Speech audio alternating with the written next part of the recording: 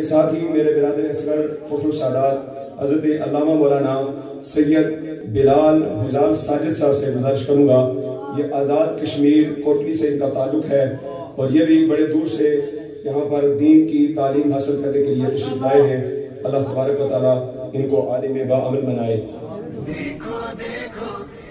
اور اس کے ساتھ میں ساتھ ہی گزارش کروں گا حضرت علامہ مولانا محمد دلشاد سیالوی صاحب.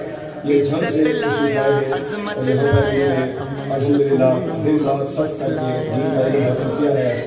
اللہ تبارک و تعالیٰ ان کے بھی علم و عمل میں اضافہ فرمائے اور اللہ تبارک و تعالیٰ ان تمام علماء کرام کو زندگی کے ہر امتحان میں اسی طرح جس طرح دین سیکھا ہے اسی طرح دین کی خدمت کرنے کی توفیق عطا فرمائے. اور آخر میں گزارش کروں گا حضرت علامہ مولانا دانش قدر صاحب سیالکوٹ سے یہ ہمارے دوست ہیں ماشاءاللہ یہاں پر مکمل دورہ حدیث پر تعلیم حاصل کی ہے.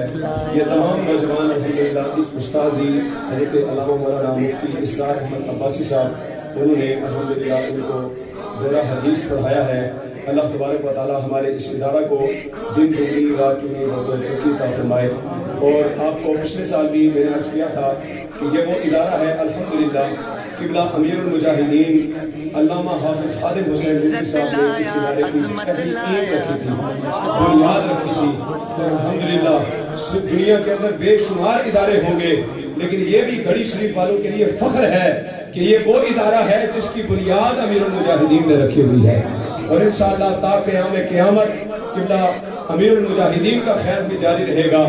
امیر المجاہدین کے شاگرد رشید قبلہ استاد المکرم مفتی اسرار احمد عباسی صاحب کا یہ خیر انشاءاللہ جاری ساری رہے گا.